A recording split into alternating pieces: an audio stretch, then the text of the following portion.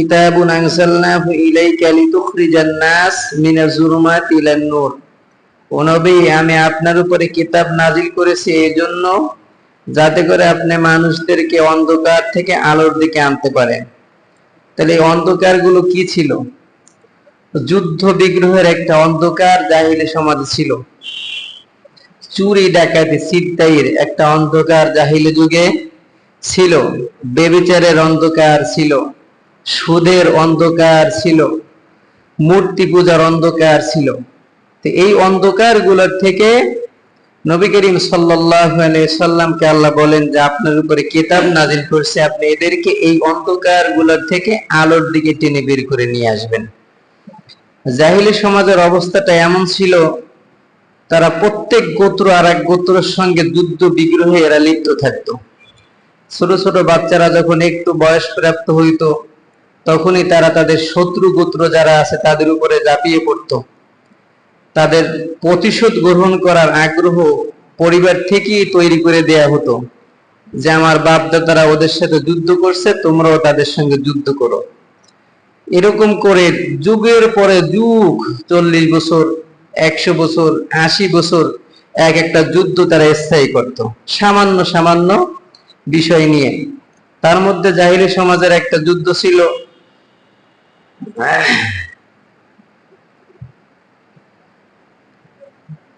বসুস বিদ্যার একটা কাহিনী নিয়ে একটা যুদ্ধ ছিল, হারবুল বসুস বলা হয়। এই বসুস বিদ্যা আরব সমাজে যারা বসবাস করতে একদিন পথিক, তিনি তৃষ্ণার্ত হয়ে এই বসুসা নামক এক বিদ্যার কাছে গিয়ে মেহমান হয়। তাকে বলে আমি অনেক তৃষ্ণার্ত, তুমি আমাকে কিছু মেহমানদারি করাও। তখন এই বসুস বিদ্যার কাছে এই পথিক, বণিক পথিক, তিনি মেহমান হয়। তো তার যে উটটা ছিল, উটটা পাশে রেখে তিনি তার বিদ্যার কামরায় ঢুকে মেহমানদারি করার জন্য। যখন তিনি মেহমানদারি করতেছিলেন, তখন এইদিকে তার উটটা পাশে এক প্রতিবেশীর জমিনের মধ্যে যায়। যাওয়ার পরে প্রতিবেশীর একটা গাছ থাকে, গাছের ভিতরে উটটা শরীর ঘষতে থাকে। ঘর্ষণের ফলে ওই গাছে একটা পাখির বাসা ছিল, ওই পাখির বাসার ডিমটা পড়ে ভেঙে যায়। তখন পাখি চিৎকার করা শুরু করে। এইটা শুনে এই গাছের যে মালিক, তার নাম ছিল কুলাইব। এই কুলাইব তখন এই গাছের কাছে এসে চিৎকার করে বলতে থাকে, কার এত বড় স্পর্ধা যে আমার আশ্রিত পাখি, আমার জমিনে বা আমার গাছের পাখি আশ্রয় এনেছে, সেই পাখির ডিম কার উঠে ভাঙছে। তখন তিনি দেখতেছেন যে কাছে একটা উট দাঁড়ানো আছে। তখন তিনি পাথর নিক্ষেপ করে উটটাকে জখম করে। পরবর্তীতে যখন এই বসুসা বিদ্যার ঘর থেকে এই মেহমান বের হয়ে আসে এবং দেখে তার উট জখম, তখন এই বসুসা বিদ্যা বলতেছে, আমার মেহমানের উটকে তুমি জখম করছো মানে তুমি আমাকে ব্যথিত করছো, আমাকে অপমান করছো। আমি অবালা নারী, আমি বৃদ্ধা নারী, তুমি আমাকে, আমার মেহমানকে অপমান করছো, এর প্রতিশোধ অবশ্যই আমি গ্রহণ করব। এটা বলে তিনি আর্তনাদ শুরু করেন। বসুসা বিদ্যার দুঃসম্পর্কের এক আত্মীয় এসে এই কুলাইব নামক মহাজনকে হত্যা করে। এই হত্যা করার পরিপ্রেক্ষিতে এই যে দুইটা গোত্র, এই বসুসার বৃদ্ধা নারীর গোত্র এবং কুলাইবের গোত্র, এই সামান্য এইটুক কারণ নিয়ে একটা হত্যা সংঘটিত করে এবং এইটা নিয়ে তাদের মধ্যে যুদ্ধ শুরু হয়। এবং এই যুদ্ধ 1 আর 2 বছর নয়, প্রায় 80 বছর এই যুদ্ধটা দীর্ঘস্থায়ী করে। কয় বছর? 80 বছর যুদ্ধটা স্থায়ী করে। তো এরকম জাহিলি সমাজ, অর্থাৎ নবী করিম সাল্লাল্লাহু আলাইহি সাল্লাম এই ধরাতলে আগমন করার আগে জাহিলি সমাজের যুদ্ধ বিগ্রহের অবস্থানটা এরকম ছিল। সামান্য একটা বিষয় নিয়ে তারা যুগের পর যুগ যুদ্ধ করতে থাকবে। মারা যাওয়ার আগে ওসিয়ত করে যেত যে বাবারা, আমি আমার বাপদাদারে দেখছি এই গোত্রের সঙ্গে যুদ্ধের প্রতিশোধ নিতে, তারা আমার শত্রু, আমি পরিপূর্ণ প্রতিশোধ নিতে পারিনি, আমি ওসিয়ত করে যাচ্ছি তোমরা ওদের সাথে প্রতিশোধ গ্রহণ করবা। এবং এই শত্রুতা ভাবপূর্ণ এমন থাকতো, তারা অনেক সময় মান্যত করত যে আমি যদি আমার শত্রুকে হত্যা করতে পারি, তাহলে তার মাথার চারায় মদ নিয়ে আমি মদ পান করব। কথাগুলো ভালো করে বুঝবেন যে আল্লাহ রাসূলের উপর আয়াত নাযিল হলো আপনি এই সমাজের মানুষকে অন্ধকার থেকে আলোর দিকে নিয়ে আসবেন। তাহলে অন্ধকারটা কি? একটা লোক মান্যত করলো যে আমার শত্রুকে যদি আমি হত্যা করতে পারি তো আর মাথার চারায় মদ নিয়ে আমি মদ পান করব। এরপরে তারা যখন শত্রুকে কাঙ্ক্ষিত মানে শত্রুকে যখন তারা হত্যা করতে পারত তখন তাদের নাক, এই কান, এই অঙ্গ প্রত্যঙ্গ, লজ্জাস্থান এগুলো কাটতো। কাটার পরে রশি দিয়ে মালা বানাইতো, মালা বানাইয়া নারীরা এটা গলায় দিয়ে তারপরে ঘুরতো। যার বাস্তব প্রমাণ আমরা দেখতে পাই রাসূল করিম সাল্লাল্লাহু আলাইহি ওয়াসাল্লাম চাচা হামজা রাদিয়াল্লাহু তাআলা আনহু যখন শহীদ করা হয় তখন হিন্দা রাসূলের চাচার কলিজা বের করে চাবাইছিল। ইতিহাস শুনেন না? এরকম একটা কুসংস্কারাচ্ছন্ন অন্ধকার একটা যুগ সেই সময় কি ছিল। মূল পয়েন্টটা আমরা মনে রাখবো যে রাসূল যে বলতেছে আল্লাহ সুবহানাহু ওয়া তাআলা আপনি এদেরকে অন্ধকার থেকে আলোর দিকে নিয়ে আসবেন। তার মধ্যে একটা অন্ধকার কি? যুদ্ধ বিগ্রহ, সামান্য বিষয় নিয়ে তারা মারামারি, হানাহানি, কাটাকাটি এটা করতো। এক আর দুই নয়, যুগের পর যুগ, শতাব্দীর পর শতাব্দী তারা এই কাজগুলো করতো। এক নম্বর। দুই নম্বর, তারা লুট তরাজ করতো। তাদের মধ্যে এই লুট তরাজ কে কত বেশি করতে পারে এইটা নিয়ে প্রতিযোগিতা চলতো, এবং যে বেশি টাকা পয়সা আত্মসাৎ, ছিনতাই এগুলো করতে পারতো সে, আমরা যেরকম মাঝে মধ্যে সেমিনার করি, আলোচনা করি, মিটিং করি বা মাহফিল করি, এরকম তারা বিভিন্ন সময় আলোচনায় বসতো। বসার পরে তারা এইগুলা গর্বের সঙ্গে ব্যক্ত করতো যে আমি এইভাবে এই ছিনতাই গুলো করছি। যে যত বড় ভাবে ছিনতাই করতে পারতো, লুট করতে পারতো, তার প্রতিপত্ত এবং তার আবির্ভাব, তার শক্তি, তার সমাজে মান মর্যাদা তত বাড়াইয়ে দেওয়া হতো। এরপরে চুরি, প্রত্যেকটা গোত্রের লোকের মধ্যে চুরি করার একটা তাদের বড় মাপের একটা বিদ্যা ছিল, যে দেশে চুরি করতে পারবে তার সম্মান তত বাড়াইয়ে দেওয়া হবে ওই বৈঠকে, যেই বৈঠকে আলোচনাগুলা হবে। এই জন্য দেখা গেল ভাইয়ের সম্পদ আর এক ভাই চুরি করে, ভাইগনার সম্পদ মামু চুরি করে, মামুরটা ভাইগনা সম্পদ চুরি করতেছে। এমনকি একেবারে সংকীর্ণপূর্ণ, একেবারে সেফটি দেওয়া নিরাপত্তা জায়গা থেকে যদি কেউ চুরি করতে পারে তাহলে তাকে এই সেমিনার সমাজে বড় একটা চেয়ার দেওয়া হতো, যে তুমি এত কষ্ট করে সংকীর্ণ জায়গা থেকে এই জিনিসটা চুরি করতে পারছো। বুঝেন অন্ধকারটা কিরকম? যে চুরিতে যদি কেউ ভালো পারদর্শী থাকে তাহলে তাকে তারা পুরস্কার দেওয়ার ব্যবস্থা করত। ডাকাতি এরকম করত, পাহাড়ি এলাকায় বিভিন্ন গুহায়, বিভিন্ন ঘাটিতে তারা ওত পেতে বসে থাকতো। যখন বিদেশি বণিকরা, বিভিন্ন কাফিলারা যখন এই রাস্তা থেকে যেত তখন তাদেরকে একেবারে সর্বসারা করত। কোন কোন কাফেলাকে তারা একেবারে হত্যা করে জমিনের মধ্যে থুয়ে দিত। যখন সেমিনার হতো তখন তাদেরকে বলতো আমি অমুক কাফেলার 5 জনকে হত্যা করছি, হত্যা করার পর অঙ্গ প্রত্যঙ্গ দিয়ে আমাদের নারীরা গলায় ঝুলিয়ে নর্তকী নাচ নাচছে, অতএব আমার চেয়ারটা বড় করে দাও। এরকম একটা পরিবেশ পরিস্থিতি কি ছিল।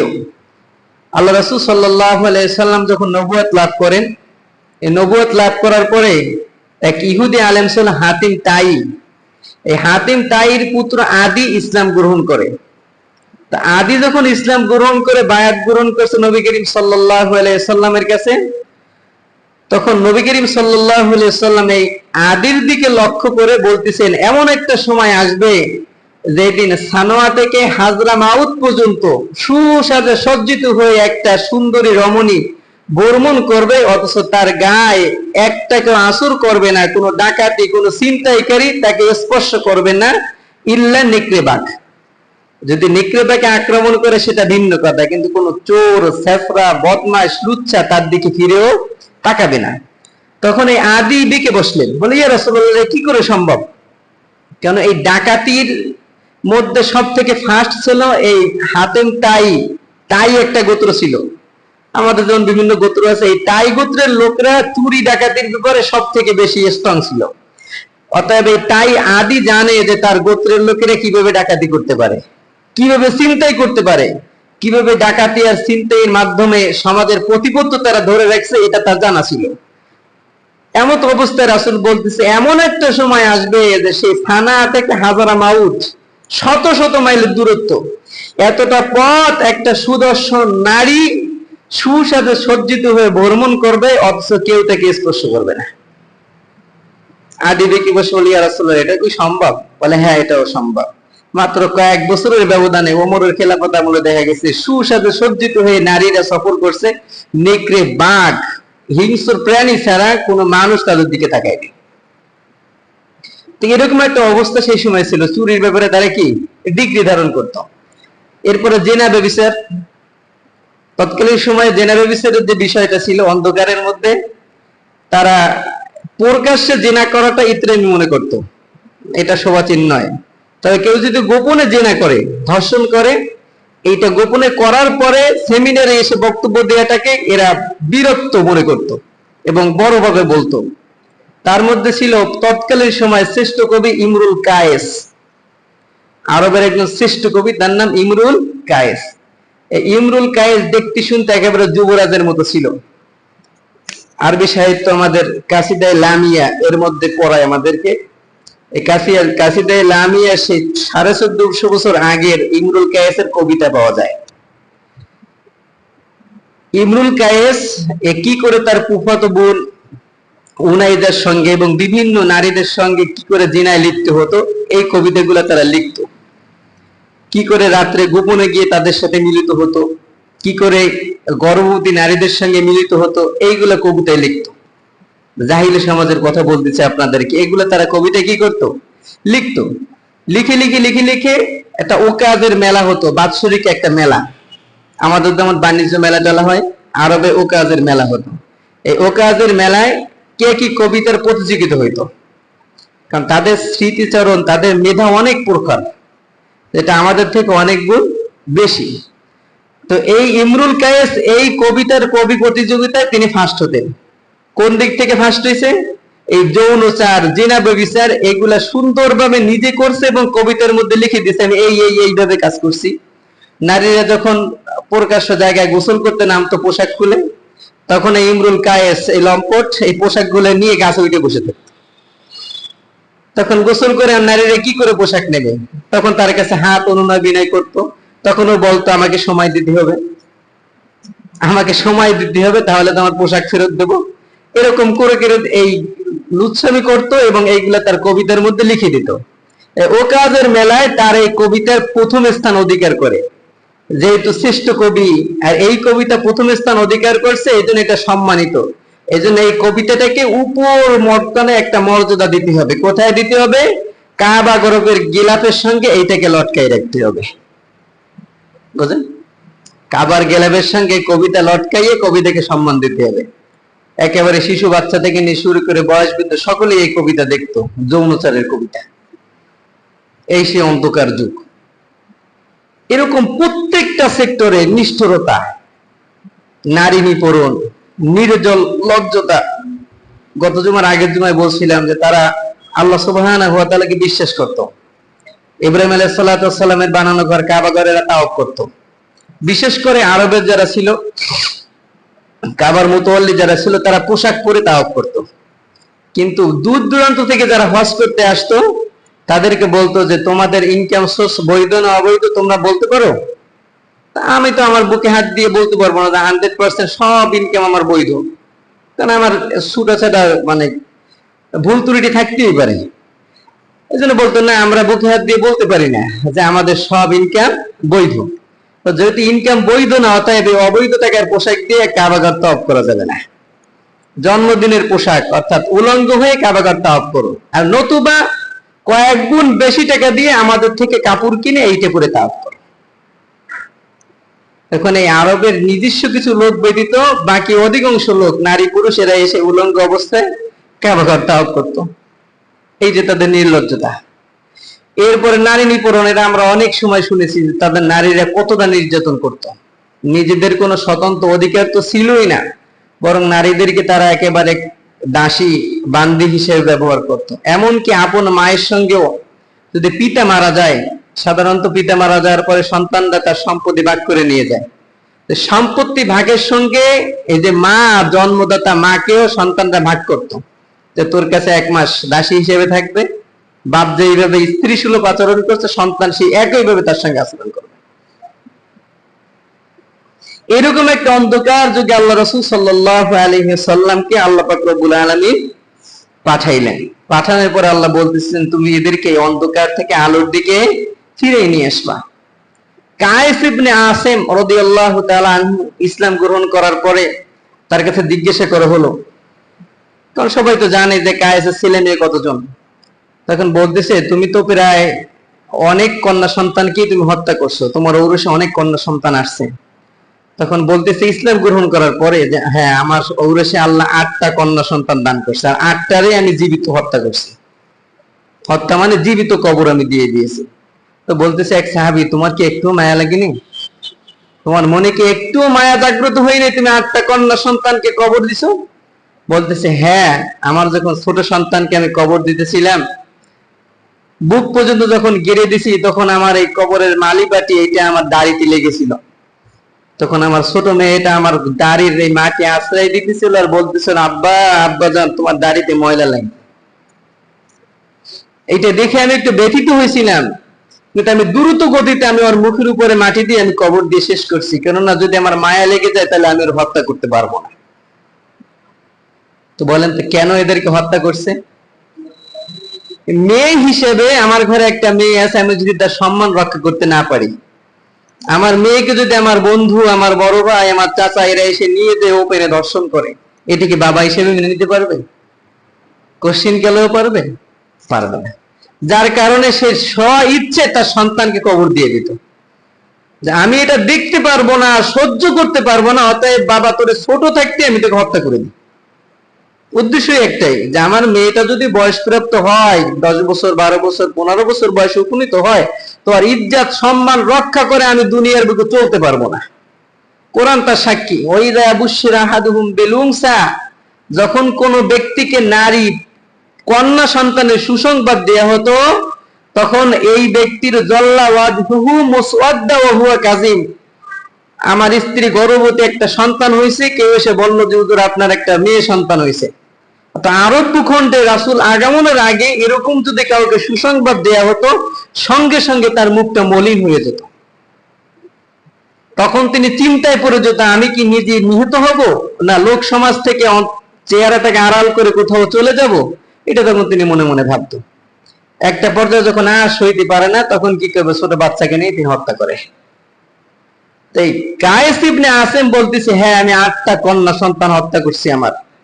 তবে ছোট সন্তানটাকে যখন আমি হত্যা করি, যখন বুক পর্যন্ত মাটির মধ্যে গেড়ে দিয়েছি, আমার দাড়িতে যখন বালি লেগেছিল, তখন আমার মেয়ে আমাকে বলছিল আব্বা জান তোমার দাড়িতে বালু, এটা বলে 2 হাত দিয়ে আমার বালু ছাড়াই দিচ্ছে। আমি কায়েস, আমি আমার মেয়েকে বাঁচাইতে পারিনি, ইয়া রাসূলুল্লাহ আপনি একটু দোয়া করেন আল্লাহ যেন আমাকে মাফ করে।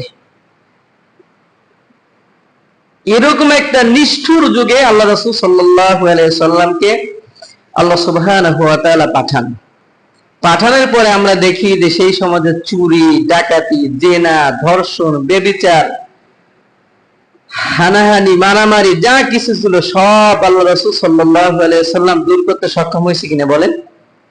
সক্ষম হয়েছে না?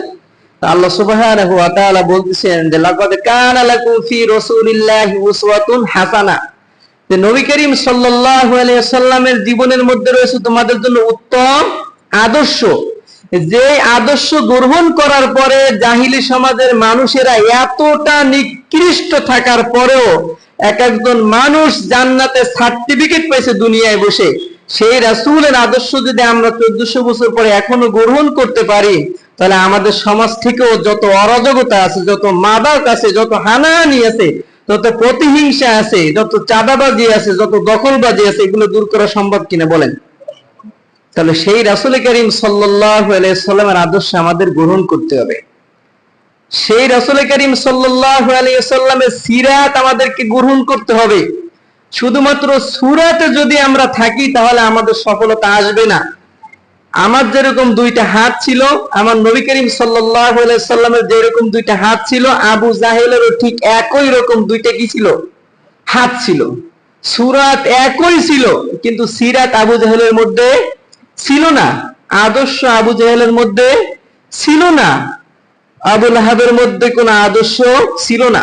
এজন্য শুধু নবী করিম সাল্লাল্লাহু আলাইহি সাল্লামের সূরাত এগুলো যদি আমরা দেখতে থাকি, প্রশংসনীয়, এটা আলোচনা করি, কিন্তু রাসূলের আদর্শ যেটা সিরাত, এটা যদি আমরা গ্রহণ করতে না পারি, লালন পালন করতে না পারি, তাহলে আমার মধ্যে আসে জাহিলি সমাজের নিষ্ঠুর মানুষগুলোর মধ্যে কোনো পার্থক্য থাকবে না। জন্য আমার সিরাত দেখে, আমার চলাফেরা দেখে, আমার কথাবার্তা দেখে, আমার ওঠা বসা দেখে যে কোনো একটা বিধর্মী, একটা বামপন্থী সে সহজেই চিনে ফেলবে আপনারা যারা মোটামুটি সোশ্যাল মিডিয়ার সাথে জড়িত, রাজনৈতিক মোটামুটি বিষয় আপনারা দেখেন, তো বর্তমানে দেখবেন যে বিভিন্ন পোস্ট, বিভিন্ন বড় বড় দায়িত্ব যারা গ্রহণ করতেছে, গ্রহণ করার পরে এক শ্রেণীর লোক যারা সচেতন, তারা বলে যে এই লোকটা ওই দলের লোক, এই লোকটা কোন দলের লোক, ওই দলের লোক। যেহেতু তার শিক্ষা দীক্ষা, তার আদব আখলাক চরিত্র শিষ্টাচার সিরাত, এটা দেখিয়ে বলে এই লোকটা ওই দলের লোক। গতকালকে আমাদের এক দিনী ভাই বলতেছিল, মিশরের যে সংগঠন আল ইখওয়ানুল মুসলিমিন, হাসান আল বান্না রাহিমাহুল্লাহ, হাসান আল বান্না রাহিমাহুল্লাহ যখন 22 বছর বয়সে একটা সংগঠন করে মিশরের মাটিতে, সংগঠন করার পর সংগঠনের নাম দেয় আল ইখওয়ানুল মুসলিমিন। আমাদের 5 তারিখের আগে যে একটা পরিবেশ পরিস্থিতি ছিল, কোন একজন লোক গিয়ে যদি বলতো প্রশাসনের কাছে যে 6 গম্বুজ মসজিদে আজকের আলোচনাটা ভিন্ন রকম হয়েছে, আমাদের স্বাধীনতার বিপক্ষে হয়েছে, অথবা আমাদের সরকারের গায়ে লাগে এরকম একটু বক্তব্য দিছে, তাহলে দেখা গেছে যে পুলিশ এসে ধরে নিয়ে চলে যাবে। এরকম একটা বিষয় কি ছিল, বা এমন পরিস্থিতি ছিল যে এমন একটা সময় যে বলতো যে অমুক জায়গায় একটা শিবির আছে বা অমুক জায়গায় একটা জঙ্গি আছে, এটা বললে পরে তারা এসে আজকে কি টুক করে নিয়ে যাবে। তো মিশরের 1928 সালের হাসান আল বান্না যখন আল ইখওয়ানুল মুসলিমের সংগঠন তৈরি করে, তার হাতে অনেক মুসলিম যুবক তার সংগঠনে সামিল হয়। সামিল হওয়ার পরে বামপন্থী একজন গিয়ে প্রশাসনের লোকদের কাছে বলতেছে যে ওইখানে একটা ইখওয়ান আছে, বাংলাদেশের পরিবেশে ওইখানে একটা জঙ্গি আছে, মিশরের পরিবেশে ওইখানে একটা ইখওয়ান আছে। প্রশাসনের লোক গেছে তার কাছে, গিয়ে দেখতেছে ছেলেটা একটা মেয়ের সঙ্গে গল্প করে। মাথা দিয়ে মিলাবেন, ছেলেটা একটা মেয়ের সাথে গল্প করে। প্রশাসনের লোকটা ফিরে এসে বলতেছে তুমি ইখওয়ানরে চেনো না, ও যদি ইখওয়ানের সদস্য হয়ে থাকতো তাহলে মেয়ের সাথে গল্প করতো না। এটা আপনার সংগঠনের আদর্শ হওয়া উচিত। এই তো সেই সিরাতে রাসূলের শিক্ষা নিয়ে তারা সংগঠন করেছে, তারা সেইভাবে মানুষদেরকে গঠন করতে পারছে। এই জন্য ভাই, আমাদের শুধু সুরাতে যদি ইসলামের কিছু মেনে নিই তাহলে আমার সফলতা আসবে না। আমার একেবারে মুখে জবান থেকে নিয়ে শুরু করে আমার সে ঘুম পড়া পর্যন্ত প্রত্যেকটা জায়গায় আমার সিরাতে রাসূলের শিক্ষা নিয়ে আমি যদি চলতে পারি তাহলে আমি সফল হতে পারবো। আজকে মিলাদুন নবীর জিলাপি, মিলাদুন নবীর খিচুড়ি আর বিরিয়ানি খেয়ে খেয়ে আমরা একেবারে বুত হয়ে বসে থাকি। সেই রাসূল করিম সাল্লাল্লাহু আলাইহি ওয়াসাল্লাম যে সিরাত দিয়ে, যে আদর্শ দিয়ে এত বড় জাহেলিয়াতকে দূর করছে, কিন্তু আমরা সেই জাহেলিয়াত গুলো দূর করতে পারি না। প্রত্যেক বছর রবিউল আউয়াল মাস আসে, মিলাদুন নবী পালন করি, অথচ নবী করিম সাল্লাল্লাহু আলাইহি ওয়াসাল্লামের সিরাত সুরাত, মুখের সুরাত রাসূলের কি ছিল, মাথার সুরাত রাসূলের কি ছিল, পোশাকের সুরাত রাসূলের কি ছিল, এটা আমাদের পরিবর্তন কি হয় না। রাসূলের চুলের সুরাতটা আমাদের যুব সমাজে পরিবর্তন হয় না। রাসূলের ঢিলেঢালা পোশাকটার এই সুরাতটা পরিবর্তন হয় না। কতবার আমরা এই ওয়াজ শুনছি যে টাকটু গিরের নিচে যদি পোশাক থাকে তাহলে ওই অংশটা জাহান্নামে যাবে। এটা আমাদের প্রত্যেক মুসলিম ভাইদের মুখস্থ। আমরা যারা সচেতন মুসলিম, তারা আমরা মসজিদে যখন প্রবেশ করি তখন আমরা প্যান্টটা কাঁচাই টাকনুর উপরে উঠাই নি, নামাজ যখন পড়া শেষ আবার 2 হাত দিয়ে তালে দিয়ে আস্তে প্যান্টটা নামাই দিই। এই যদি হয় আমার রাসূলের সিরাত থেকে দূরে সরে গিয়ে এই যদি আমার আখলাক আর চরিত্র, তাহলে আমি সেই রাসূল করিম সাল্লাল্লাহু আলাইহি ওয়াসাল্লামের শাফায়াত কিয়ামতের মাঠে কিভাবে পাবো? এই জন্য ভাই, সিরাতে সূরাতে মানুষের মধ্যে মানুষ, আবু জাহেল ছিল, আবু লাহাব ছিল, অনেকে আছে, কিন্তু সিরাত শিক্ষাটা রাসূল করিম সাল্লাল্লাহু আলাইহি ওয়াসাল্লাম থেকে নিয়ে আমার এই বাস্তব জীবন আমার আমল করতে হবে। আমার এই যে 2টা হাত আছে, কয়টা হাত? 2টা হাত। এই হাতেও 5টা আঙ্গুল আছে, এই হাতেও 5টা আঙ্গুল আছে। আমি যদি 10 টাকা দামের একটা মিষ্টি আপনাকে এই হাত দিয়ে দিই, আপনি আনন্দ গ্রহণ করবেন, আমার কৃতজ্ঞতা প্রকাশ করবেন। আর আমি যদি সেই ঢাকা শহর থেকে একেবারে 5 স্টার হোটেল থেকে ভিআইপি ভাবে একটা মিষ্টি আনি 1000 টাকা দিয়ে, আর বাম হাত দিয়ে আপনাকে দিই, আপনি খাবেন? কথা বলেন। বরঞ্চ যদি আপনার সেইভাবে কিছু থাকে তো আপনি উল্টা আমার মুখের উপরে মারি দেবেন। এই সূরাত 2টাই কি এক, বাম হাতেরও যে সূরাত, ডান হাতেরও কি একই সূরাত, কিন্তু 2 হাতে সিরাত বৈশিষ্ট্য এক না। এজন্য আমাদের দেখতে অনেক কিছু একরকম মনে হবে, কিন্তু তার ভিতরে সিরাত রাসূলের শিক্ষা কতটুকু আছে এটা দেখে তারপরে আপনাকে নিতে হবে। আল্লাহ পাক রব্বুল আলামিন আমাদের সকলকে নবী করিম সাল্লাল্লাহু আলাইহি ওয়াসাল্লামের সিরাত এটা বাস্তব জীবনে আমলের মাধ্যমে প্রতিষ্ঠা করার তৌফিক দান করুক। আল্লাহুম্মা আমিন।